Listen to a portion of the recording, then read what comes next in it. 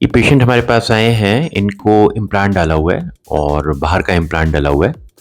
आमतौर पे दिल्ली में इम्प्लांट नहीं डलता, तो इन्होंने गवर्नमेंट सेक्टर में कराया था, लेकिन वहाँ पे इनको ये इंडियन पेनाइल इम्प्लांट से भी महँगा पड़ा, पौने 2 लाख का पड़ा। जी, पौने 2 लाख से भी ऊपर।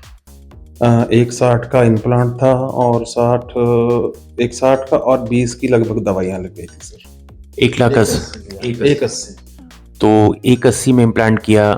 लगभग जो इंडियन इम्प्लांट होता है वो तो इससे कम से कम 50-60 हज़ार सस्ता हो जाता है, तो फिर इंडियन इम्प्लांट क्यों नहीं किया? सर एक्चुअली कह रहे थे कि उसमें इन्फेक्शन के चांस ज़्यादा होते हैं जी, उसका रिजल्ट अच्छा नहीं है, यही करवाओ। एक ये बैंड हो जाता है, वो बैंड नहीं होता है, इसलिए। देखिए, इंडियन इम्प्लांट इनसे तो जो ये इम्प्लांट कराया है, ये कोई मतलब जाना-माना इम्प्लांट नहीं है, आपने नाम भी नहीं सुना होगा। नाम नहीं लेना चाहता, लेकिन ये कॉमन इम्प्लांट नहीं है और इसके यहाँ पे डिस्ट्रीब्यूटर भी नहीं है। एक बहुत ही लोकल लोग सप्लाई कर रहे हैं पंजाब की तरफ ही। तो प्रॉब्लम ये है इन इम्प्लांट की कि ना तो इनकी कोई गारंटी होती है, ना इनका कुछ पता है। इंडियन इम्प्लांट जो है वो इनसे मच बेटर रिजल्ट देता है, लेकिन आमतौर पे गवर्नमेंट सेक्टर पे इसलिए प्रमोट नहीं कर रहे क्योंकि वो बहुत उनमें उनको कुछ फ़ायदा कम होता होगा, इस कारण से ये इम्प्लांट वाले उनको कुछ फ़ायदा देते होंगे या जो भी रीज़न है। अब पेशेंट, जैसे ये पेशेंट है और बहुत पेशेंट आते हैं, इनको 2 साल से ही प्रॉब्लम ज़्यादा हुई थी ये, 2 साल से ही। जी, 2 साल से। और इन्होंने ये सोच के कि ठीक है, इन्फ्लुएंस होके इम्प्लांट की ओर ऑप्ट किया। जबकि अब मैं इनसे बात हुई तो इनका ब्लड शुगर तो नॉर्मल लेवल पे ही है। जी, नॉर्मल है, नॉर्मल। जी, 6 से अंदर है, 3 महीने वाला। तो ठीक है, आप इम्प्लांट कराओ अगर आपकी इरेक्शन नहीं आ रही, लेकिन इम्प्लांट के बाद ये प्रॉब्लम होती है कि अपनी इरेक्शन बहुत कम लोगों में आ पाती है और क्योंकि पहले भी नहीं आ रही थी तो वो भी नहीं आएगी। तो ये बिल्कुल कोल्ड हो जाता है पेनिस। कोल्ड पेनिस का मतलब है कि उसमें इरेक्शन नहीं आती, बस इम्प्लांट के कारण वो खड़ा हुआ है। अब उससे ना तो इनको सेटिस्फेक्शन आ रही, ना इनके पार्टनर को सेटिस्फेक्शन आ रही। और अब हम इसको इम्प्रूव कैसे करें? मतलब ठीक है, अभी हमने बेसिकली फिलर डाला है ग्लैंस पेनिस की थोड़ी गर्थ बढ़ाने के लिए, थोड़ी टाइमिंग बढ़ाने के लिए। लेकिन अब हम पी शॉट नहीं कर सकते, इसकी सर्कुलेशन नहीं बढ़ा सकते, तो एक ही ऑप्शन रह जाती है इम्प्लांट के बाद कि आप मेडिसिन लो, टेडलाफिल, कि आपकी थोड़ी इरेक्शन आने लगे।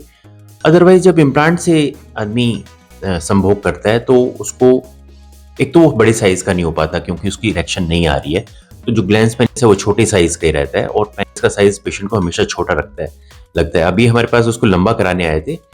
मैं एक बात, मैंने बहुत से पेशेंट भी देखे हैं और ये पेनिस इम्प्लांट के बाद लंबा नहीं हो सकता, मोटा हो सकता है, लंबा नहीं हो सकता। तो हमने वो इनको बता दिया है। तो आप इम्प्लांट सोच समझ के ही जाएं जब सब कुछ आप ट्राई कर चुके हों, क्योंकि वो एक तरह का लास्ट ऑप्शन है और अगर उसमें आपकी इरेक्शन नहीं आई तो आप और आपका पार्टनर दोनों ही एंजॉय नहीं करेगा।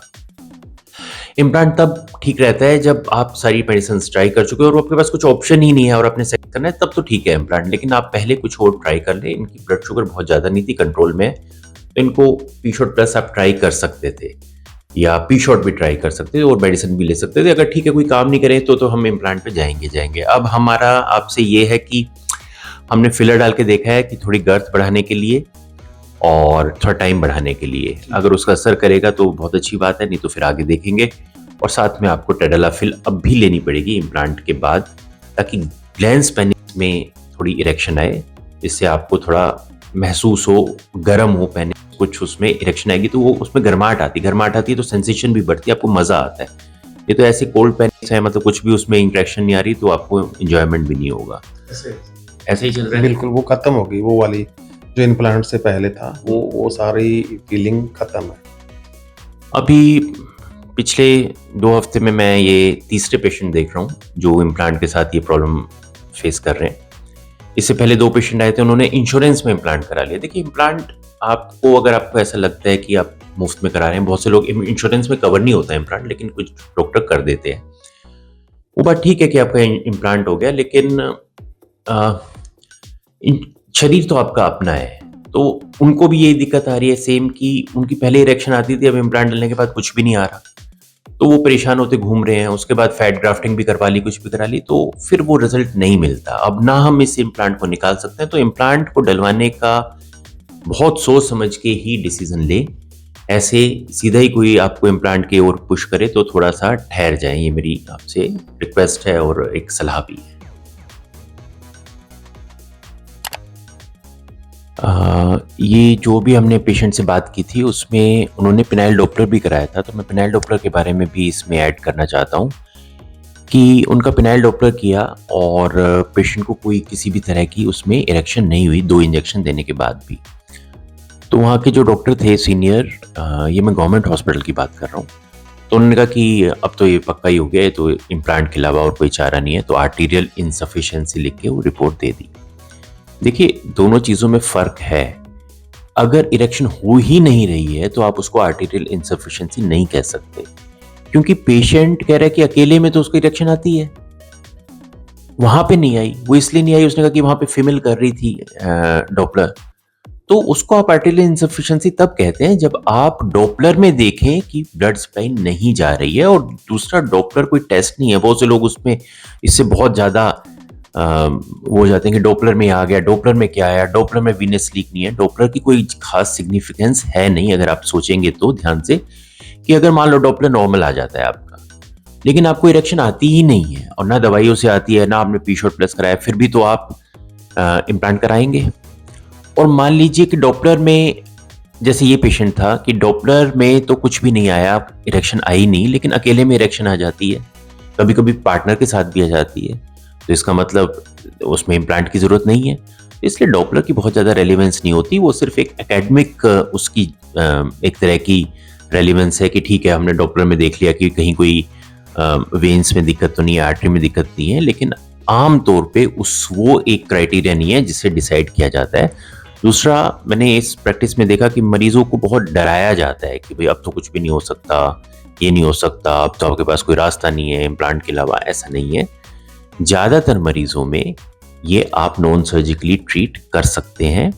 इम्प्लांट उसी में देना चाहिए जिसमें आप पी शॉट प्लस कर चुके हो, शॉकवेव कर चुके हो, दवाइयाँ दे चुके हो और वेट कर चुके हो सिग्निफिकेंटली। सीधा ही जाके इम्प्लांट पे नहीं आना चाहिए। और चाहे आपका वो मुफ्त में हो रहा हो, चाहे आपका सरकारी में हो रहा हो, चाहे आप इंश्योरेंस में करा रहे हो, क्योंकि आफ्टरऑल शरीर तो आपका ही है। कोई भी एक बार इम्प्लांट डल गया तो ना वो निकल सकता है, ना उससे छुटकारा मिल सकता है, और आपकी पूरी जिंदगी एक तरह से सेक्सुअल लाइफ को खराब कर सकता है। इम्प्लांट एक तरह की दो मुही तलवार है, बेटर भी कर देता है और खराब भी कर देता है, तो दोनों तरह के इसके ऑप्शन हैं।